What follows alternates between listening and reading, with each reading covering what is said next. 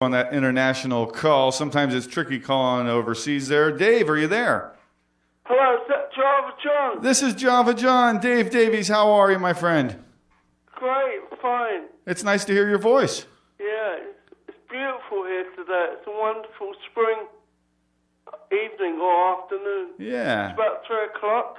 Good. PM here. Yeah. It's about 10 a.m. here in Florida, and it's a beautiful overcast day, kind of reminding me of the UK, I think. Yeah. It gets too hot here for me. Yeah, I like Florida. It is nice. I used to go there a lot. Yeah, I played there, played all over, but Yeah. I used to go there to on holiday. Yeah. I used to go years ago to Longboat Key. Yes.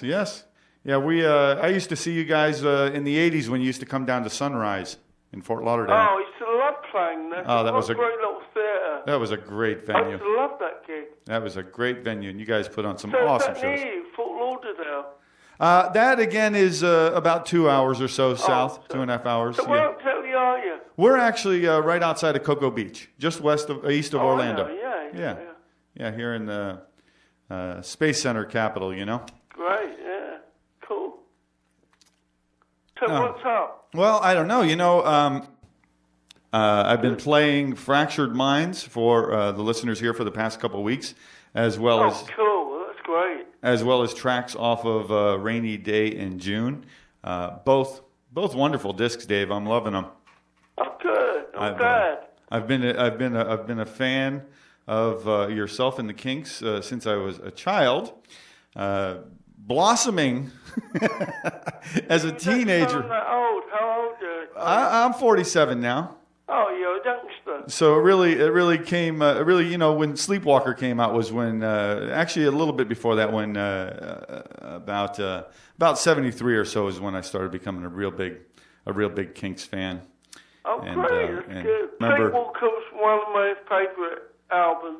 Oh yeah, They're all special, you know. They're all very different, but I think that's what I like about working with the Kinks. So when we, you know, it's because everything was more unpredictable, and each album was different.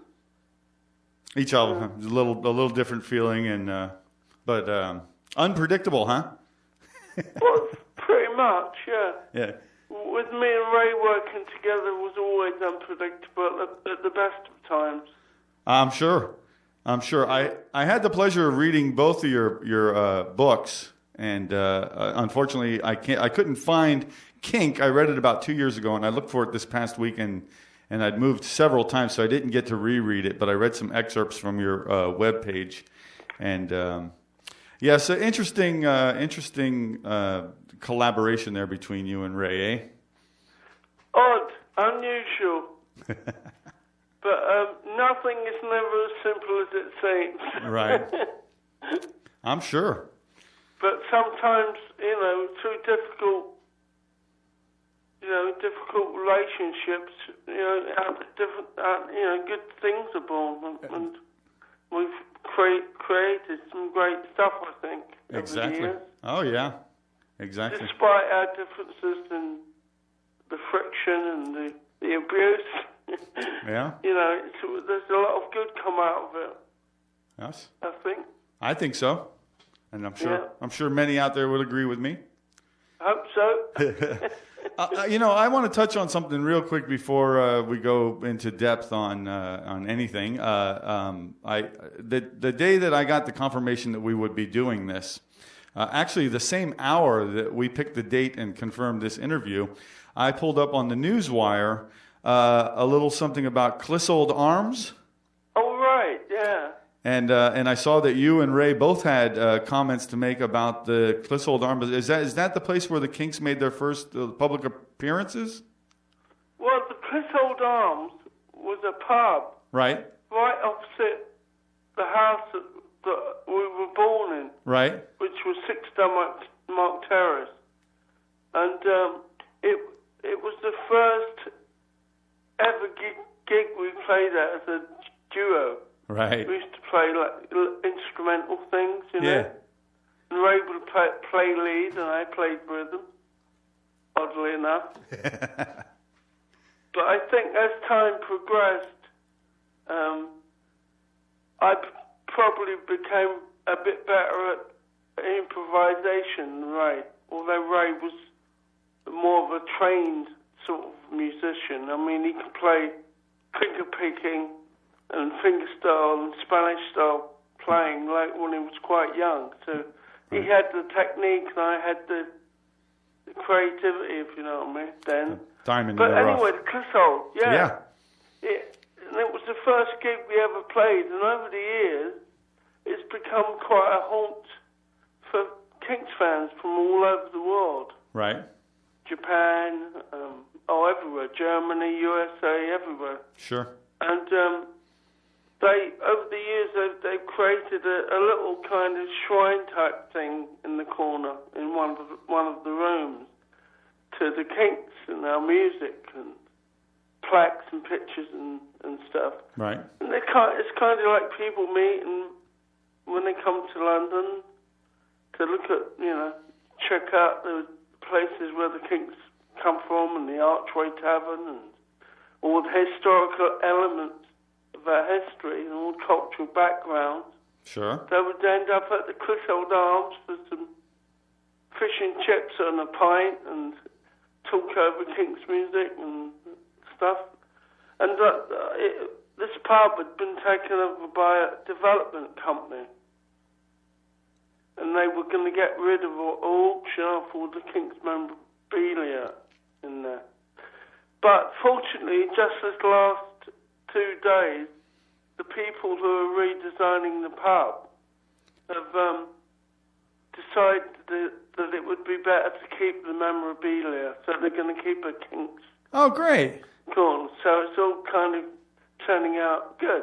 Well, good. Then all of our going online and signing the petitions helped.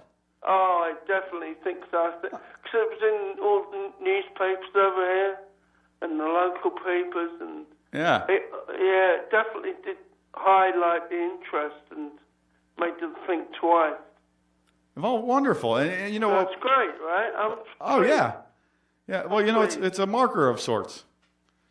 It's a what? A historical marker. Well, yeah, I think so. It means a lot to people, who come over. That's important. Maybe they can get. Don't they have a blue plaque over there? Can they put a blue plaque outside? Well, Can we petition the government for that? Something more substantial there. That'd be wonderful, wouldn't it? It certainly would. It sounds deserving to me. After all, that's where it was born, and you guys have certainly inspired generations of artists. Yeah, it seems so. It's funny, it doesn't really seem that long ago, yeah. No, it doesn't sometimes, does it? It's very weird. But, speaking about being weird, though, one of my questions was, when, at what point did you realize, damn, we did have, an influence on generations? When did that strike you? Well, I think some years ago, when the band called The Jam and when that punk boom started, there was, with the Sex Pistols and the Jam and the Clash. Well, I loved the Clash. Oh, yeah. And the Clash were on tour with us in Australia, and I've never met them before, and they were really sweet, and they were really respectful, and it was interesting to find out how influenced they'd be by our music. And so it was really from then onwards, and every so often a new band would mention our name, and right up to modern day when bands like, lots of bands. Oh, yeah, mention the our Vines, name. the Strokes, the bunches of them out there. Yeah, it's quite a few of them. It's nice to hear. Well, Dave, we've got to take our first little commercial break here. Cool. And then I'll bring you back on if you don't mind. We're going to take about 2 or 3 minutes here, and we'll come right back on the air. So I'm going to put you on a hold for just a minute. That's good, because I can have a sip of my tea. Yeah, have a little tea. And Davies will be right back with you in just a few minutes. Thank you for being there, sir. Cool. Stick around, everyone. We'll get into the meat of this in just a few moments. Dave Davies of the Kinks joining me here on the Acoustic record. I'll be right back.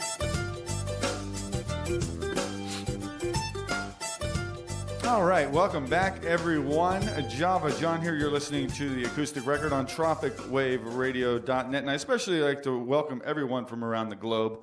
I know that there's a lot of listeners tuned in via DaveDavies.com message board. We've got Dave on the line. Yeah, Dave. Hey, how are you? Fine, good. Yeah, I got a lot of responses, a lot of buzz about that. And another thing I got was, I have a fairly extensive email list, and when I sent this out the other day, I was virtually flooded with remembrances of gigs in Europe and gigs in the U.S. and how in 1967 I tried to cut my hair like Dave Davies, and how for years it took me to get this riff down and that, and so without reading all those, I just want to let you know that there's a bunch of people out here sending their love to you.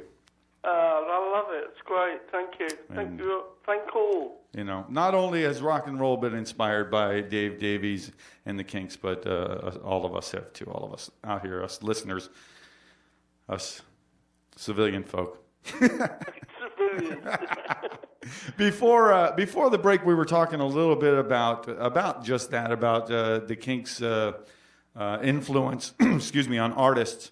And there's two artists in particular that I wanted to mention to you. One, I got a CD last year from a London band called Van Tramp. Are you familiar with them yet? No, I'm not. They are wonderful, and they claim all of the influences from that British invasion thing. But it's got a contemporary. Van Tramp. Oh, cool name. Yes, and I think that's one of the artists' last name, if I'm not mistaken. Google them. Yeah, check them out. Van Tramp are very cool. I've been playing the hell out of them on this show for a year. And as a matter of fact, I picked them last year as my favorite album of the year. Oh, that's how much. So dig them. And then last night on late night television, I saw a 3-piece, I'd never heard of them, called the Noisettes. Noisettes. Have you heard of them? Never heard of them. Two guys, a drummer and a guitarist, and a gal on bass and lead vocals. And I believe they're out of London. They were pretty wild. They had a hopped-up sound. They were good. Yeah. I'll have to check them out. Yeah, please do. And I got one more for you too. Late last night, as I'm all getting psyched up for this, I came across Sky's MySpace page, and I noticed your son Sky, and I noticed that he was influenced by Jaco Pastorius. That he's a fan. Yeah, he's got a very broad musical taste, but he's a DJ. Oh yeah. In London for trance music, and he holds events. They have synergy events all over London and the West Country, and right on. He's really into it. Well, I sent him. And it's really spiritually orientated version of trance music, so he's into playing all that kind of stuff. Nice. I dropped him an email. Oh, good. And I wanted to let him know that I was telling you off air about there was a coffee venue that I used to run that had live music. Oh, right. That's right, yeah. And about 10 or 12 years ago, Jaco's nephew was 15 years old, came in. He lives in town here. He came in and he started taking bass lessons. And that was 15 years ago. I saw him for about a year taking lessons every Tuesday night during a jazz jam. His name is David Pastorius. Right. And now I saw him about a year and a half, 2 years ago, fronting How's his. He getting on? It's in the blood. I see Jaco all funny. over it's him. Like your kids, they inherit your genes. It's and amazing. Kind of like tune them up a bit and improve them. And stuff. It is absolutely amazing to see him play. So I hope. I'll have to look up him too. Yeah, I hope David checks him out. I'll forward you some links to some of this stuff. Jaco was pretty cool. Oh, Jaco was cool. He's still playing. Oh, Jaco's been dead now for 20 years. Yeah. Really? Yeah, he unfortunately was I think killed in a bar fight in Fort Lauderdale. Yeah. I didn't know that. Yeah, very sad. Very sad. I think 20 years. Yeah. Good God. Yeah, I think he had a tendency to wander into bad situations. Yeah, some people are like that. Yeah. Anyhow. But great player. Oh, great. Man. Amazing. Yeah. Yes. All right. Let's talk about a couple things here. One of the things that when I was preparing a little bit here, I just took some song titles and I matched up some thoughts to the song titles, and I thought, maybe I'll throw out the titles, maybe I'll elaborate it, maybe I'll let you elaborate on it, and see what you say when I throw out a title here. What about when I say?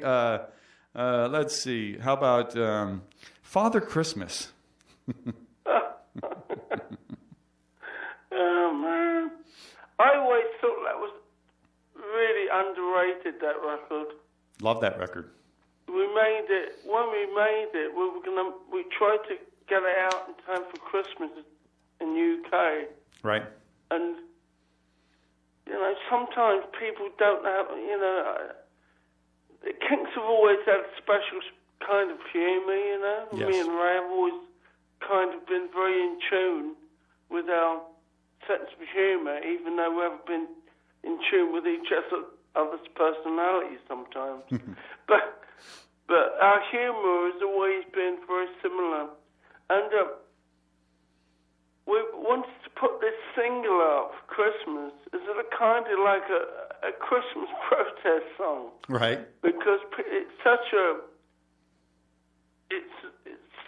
apart from the religious side, which is a very personal thing to people. Right. We're not knocking that, but it was like the whole idea of the exploitation of Christmas and how people get into debt for no reason at all. Right. And it's such a rip-off, and it's a shame because it's lost the spirit of what it was supposed to be. Right. And we were thinking about kids on the poverty line starving at Christmas. So what do they do at Christmas? Mm-hmm. I guess they probably did very similar things to what we did at Christmas. We'd run out and get ourselves into trouble, or maybe rob a store, or even maybe hold up Santa Claus and steal his presents.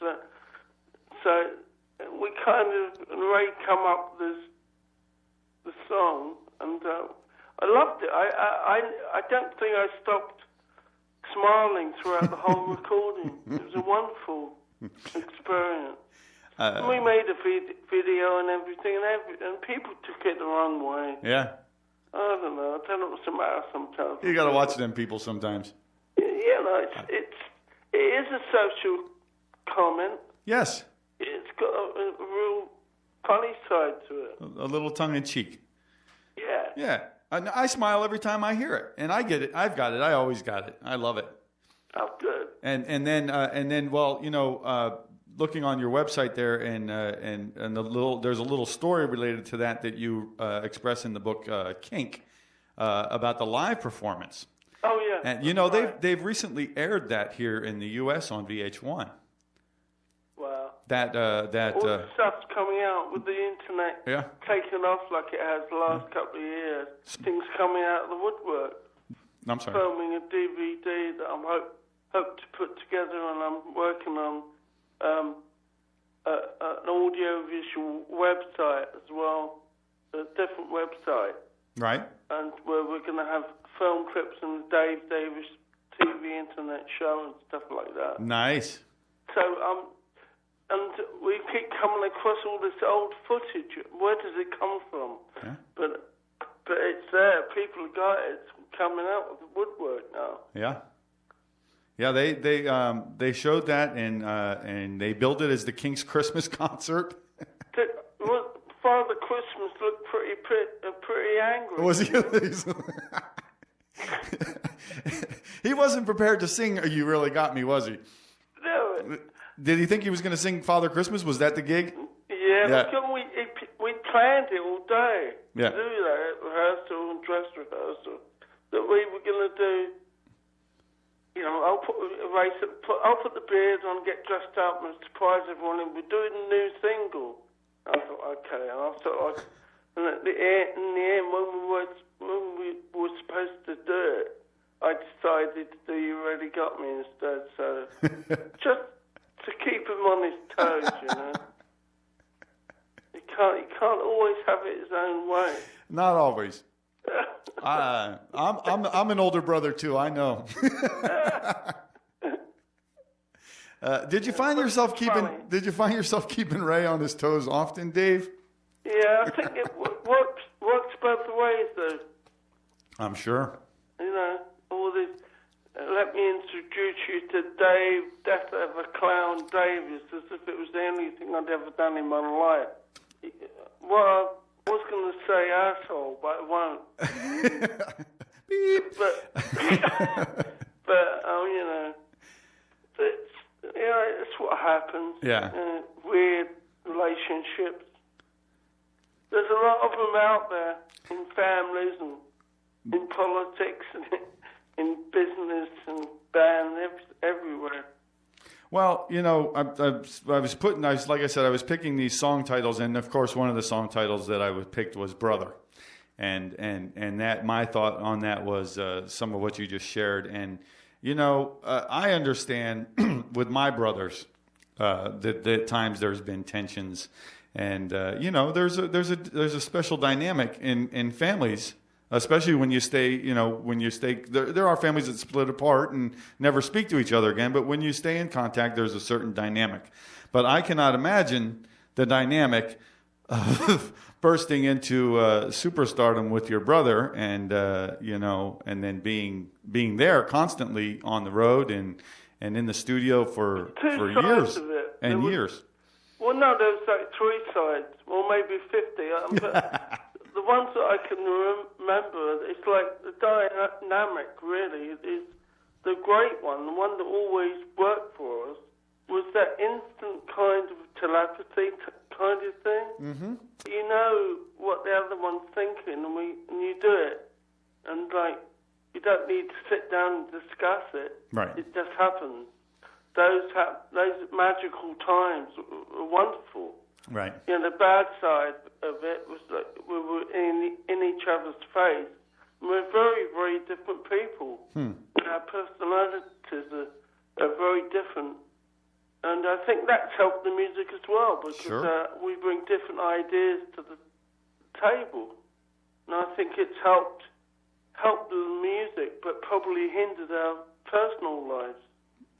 And the music business, or the entertainment world, it's a dangerous place to visit, you know. I'm sure. There's some damaged people out there because of it being an entertainment in one way or another. Yeah. And creative people sometimes can get very strange. Yeah. And you have to try and fight for your own identity and, more importantly, your own sanity. Well, you guys came about, you know, at a strange time, and I'm sure at a strange age, an impressionable age, you know. And, and to have all the... I grew up. I didn't have an adolescence, so to speak. Yeah. You know, I had a job. I was thrown out of school at 15, 14. Yeah. And I worked in an cleaning instruments like trombones and saxophones and things, and in the West End. But I liked it because I could always go out and visit the music shops and the clothes shops and check all new stuff out in the clubs. Mm-hmm. And then all of a sudden the Kinks took off, and like I grew up and in the music business, which is, you know, I lost my adolescence in a way. Lost innocence. Well, yeah, but in a way, it keeps you, rock and roll keeps you young. Except, you know, on the other side of things. That's true. It can, you know, I feel as creative and as youthful inside now than I've ever felt, probably more so.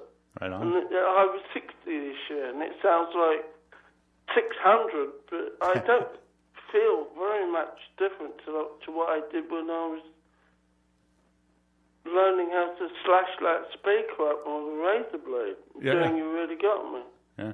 I don't feel inside, myself. I don't feel an awful lot different to that guy. I know what you're talking Hopefully about. I'm a lot wiser, or a bit wiser, and I'm definitely a lot happier than I was at 16. Me too. Me too. So, you know what? But it's like you live your life, or a part of your life, in the public eye, and I think that's why Kinks music was always drawn to family, because our family were our biggest fans and biggest supporters of our music. And also, my mum bought my first guitar. Yeah. And support. She paid down payments on it. Yeah. Because she didn't have the money to buy it outright, and they encouraged us to do music. Great. Because being sort of working class in the 50s, it wasn't. It only became like in the late. Huh? We need to take a quick break, Dave. Sorry about that. Yeah, whatever. We'll pick up on this in just a minute. Yeah. We got Dave Davies on the line, folks. Stick around. We got more to come in just a few moments.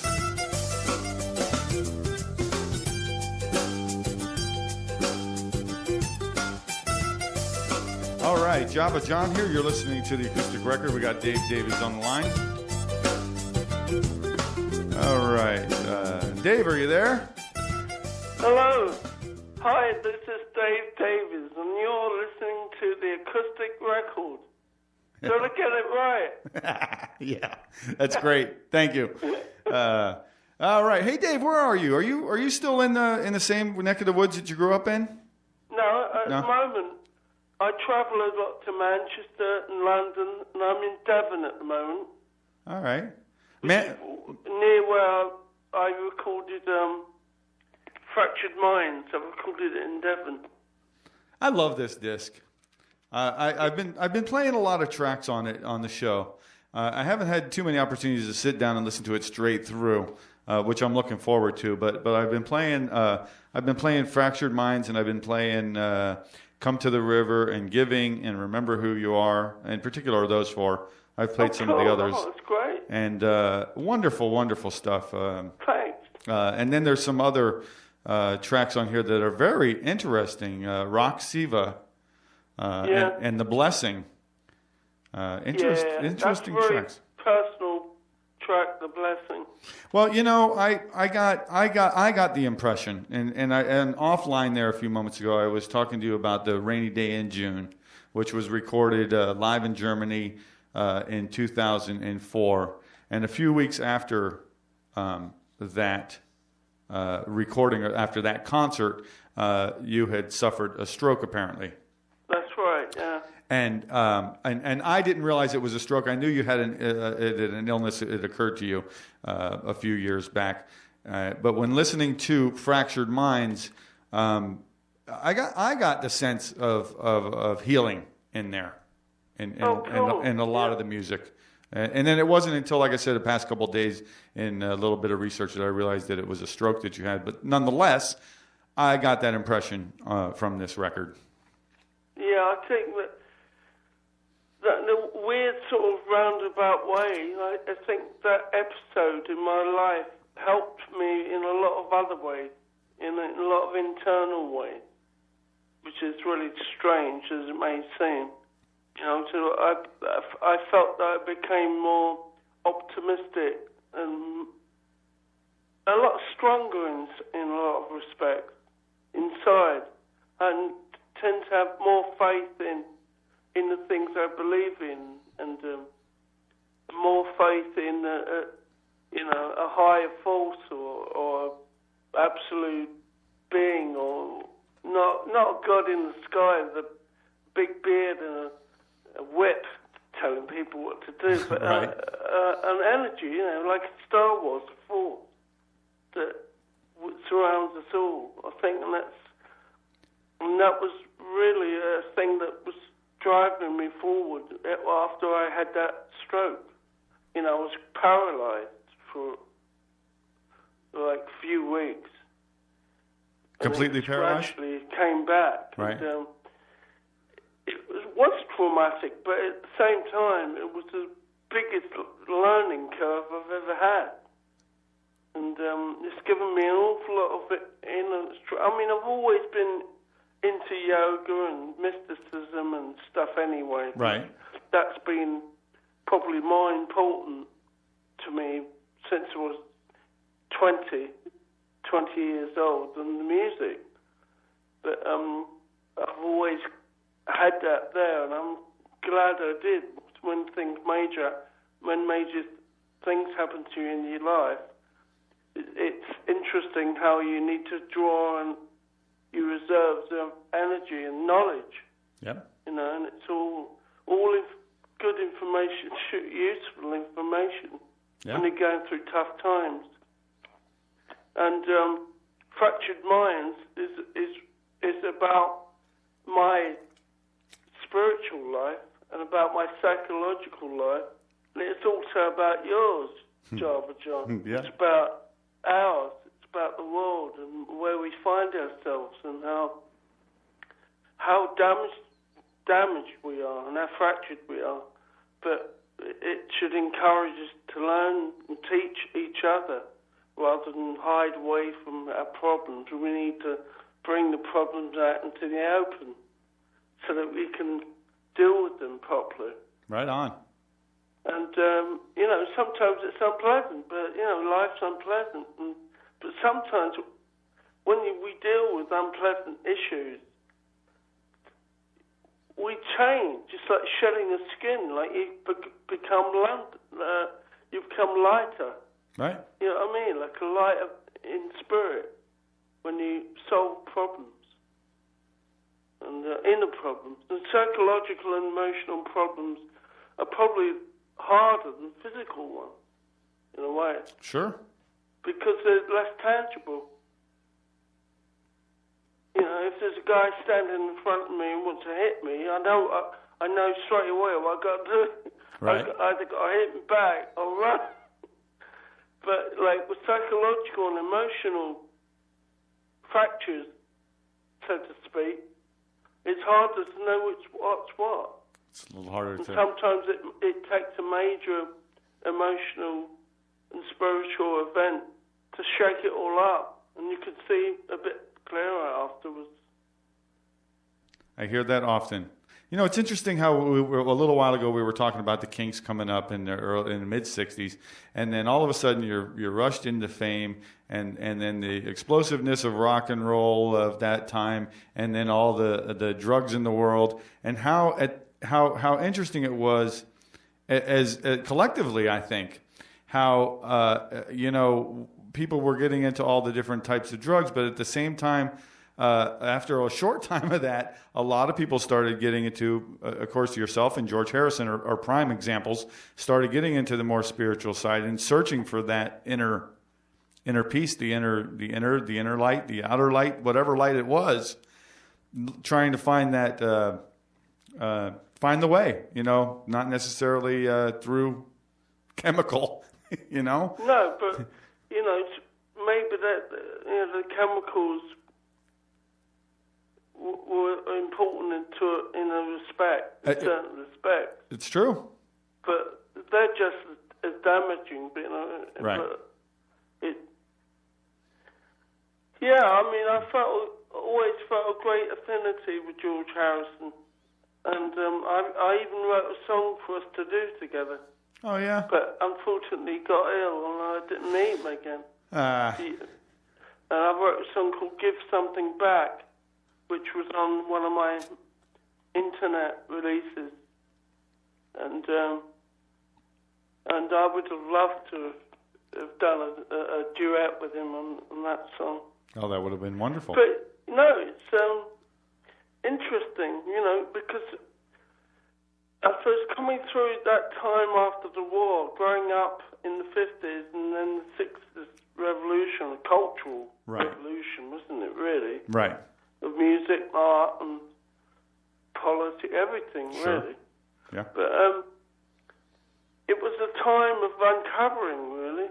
Right. Wasn't it? It's Right. like breaking down barriers. In America, the civil rights movement and the black and white issues and the race riots and stuff. And it's all breaking down of barriers between people that separate people. And people still have a fear of being contaminated by other people. But we're stuck with each other, so we've got to try and take it all on board somehow, and that's tough. But I think now, because in the early 20s, I studied quite heavily astrology, and right. I became really interested in the mind and how the mind works, and Carl Jung and the mystical side of human beings and behavior, and why do we do the things we do, and why do we not do the things we should do, and why do we have such guilt and such repression and all this stuff, you know. And it's great because it's great stuff to write songs about. Yeah. So there's great reservoir of information there that's twofold. You know, you can make songs about it and you can write about it, but also you can work on yourself, use it to work on yourself. And that's what we don't do enough of, is the inner work, you know, and so it's not all external. Our lives aren't all external, although we got to function in the external world. Right. It's not as important as what's within us. And for some weird reason, that it's been hidden from us. It's always been like, oh, it's a secret. Oh, don't say that, you know. And like, even as a young boy, I knew there was more to life than just, you know, houses and streets and people eating and going to the toilet and dressing up and going to bed. I always knew there was more to life than that. It's impossible. But now I kept waiting and waiting for someone to tell me, right now it sounds so. You know what I'm saying? But it never happened. Right. You know, so we have to find out things ourselves in the end. That's true. That's and true. I feel very fortunate. I've been very lucky that I've been able to travel the world and meet some great people, some weird people, some very destructive people, a whole gamut of like personality types and everything. And I feel very fortunate that I've managed to pack in so much experience in a relatively short amount of time. But it's all essential stuff, you know. Yes. How you learn is by experience. Yep. And I think we're at a great time now. I think so too. Yeah, I really do. Because although it seems things are very fragile, and I think there's a lot more truth coming to the surface. It's true. You know, there's things we're finding out about that our grandfathers and our fathers could only dream about. That's true. Or muse about, you know. I think that there's a collective wavelength, like you say. People are looking inwards for healing, but they're also looking outwards. Excuse me. And you know, and helping each other, and oftentimes, you know, examples are like the Hurricane Katrina, and the tsunami and stuff like that. And you saw the way that people come to help each other in ways that they hadn't. You know what it is? It's because that's what we're really like. That's what we're about. Why? What's wrong with being like we really are supposed to be? Exactly. We are human beings, aren't we? Yes. We're supposed to be human, but we don't. We're ashamed. What we're ashamed of? We're ashamed to cry. We're ashamed to be upset. We're ashamed to be sensitive. We're ashamed to put our guard down in case someone uses. But the world is full of abuse. Mm-hmm. But these issues as well are things that are coming out. We need to confront many aspects of psychological and emotional abuse and put them and put these demons or these characterizations of our own being in proper perspective. Yes. Maybe they're not the monsters they seem. When you look at them, they're probably quite weak and fragile parts of ourselves. But, we could go on. But this is all related to the fractured mind concept. It's all in there about. It's odd and it's at a weird time. We all have got to adjust somehow. But the human body is built for change. It's constantly changing. And but the mind, is harder to change than a physical structure. The mind won't change. And that's the thing we need to change the most. That's right. Let me ask you something. The DVD project that you were talking about. Yeah. Will there be any elaboration on these thoughts involved in the DVD? Oh yes, certainly. Well, good. It's a big part of my life now. Then we've got. It always has been. We've definitely got that to look forward to then. Oh yeah, but I must say that I think your spiritual life, your psychological life, and your emotional life, and your physical life, they all work together, not separate things. Right. So you're creative. What you do creatively is to do with what you are as a spiritual being. So they're all linked. Right. It's like, old Dave's gone crazy, because he's doing astrology charts and doing the tarot and all that. But it's all a part of the same creative process. Exactly. And it's just a different aspect of this expressing this divine, if you like, or innate or latent force or power that we all have. You're correct, Dave. Listen, we've got to come up on a commercial break. If we can just chat for 5 more minutes, can we do 5 more minutes after this break? Yep. And we'll wrap it up in just a few minutes. Dave Davies, thank you very much for being with me. We'll be right back, folks, right after these messages.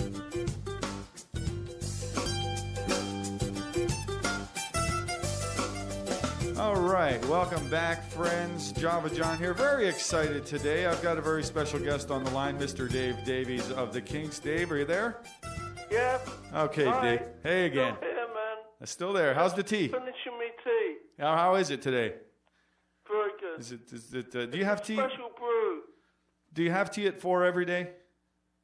Yeah, kind of. You do? Yeah. Try and keep up that tradition. If I can. Yeah. Listen, I wanted to get on to one thing here. I loved of course, the Fractured Minds. I love the Rainy Day in June.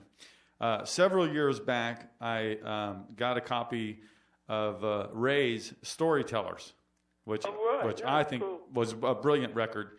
But, and there's my but, every time I listen to it, I love it, but I always think, why the hell wasn't that Dave on the guitar? You know what I'm saying? I thought it would have been brilliant as a duo project, and I don't know. I don't need to get into whys or wherefores unless you want to. But with that in mind, obviously one of the pressing questions for everyone is are we ever going to see a Kinks reunion? Are you guys going to do any work together anytime? I heard rumors. When we got together, what was it, about a month or so ago? Yeah. And it might happen. It's not. We haven't totally discarded the idea, but that would be nice. Yeah. But I don't know. Every time he says he wants to do something, he's off doing a show somewhere. I don't know what he feels like doing, really. I mean, I can't do a reunion with Ray if he's somewhere else. Or do I get somebody else and put a mask on? Right. Yeah. So, but which I've done before, but a long time ago. And so he's really got to try and work out what's going on in his own life before we can do anything. Like, it's one thing talking about something, but it's very different actually doing it. Sure. Well, you know, we've seen Ron and Ronnie talking about Faces reunions for how many years now? And you know, between the two of them, I would, you know, it would, because if I'm even without Steve, you know, I don't know. Oh yeah, well, you know, there's some of the guys are missing, and that's a shame. And you know, and a couple of weeks ago, I was over here in Tampa, and I saw the Who in concert. And after had seeing them in 1976 with Moon and Entwistle, I kind of thought that I'd probably never want to see them again. But I'll tell you, they put on a powerful show a couple of weeks ago. They still got, and that's a great new record they got. So you know, it's interesting to see where things come around. If you and Ray haven't been in the studio for 15 years, if people are talented, it doesn't diminish with age. People, what do they think? That exactly talent vanishes. Exactly. Once you reach 30, something. Exactly. You know, sometimes it becomes more intense. That's true. So, you know, it's got nothing to do with age, as long as you physically can do it. You know. I hear. It would be nice to do something with Ray, but I think he's got a lot of things he's got to sort out in his own life. Okay. I want to do my Fractured Minds project. Yeah. With DVD stuff, but I'm not discounting working with Ray again at all. So the vibe is out there. So that's all. That's where we start, right? Yeah.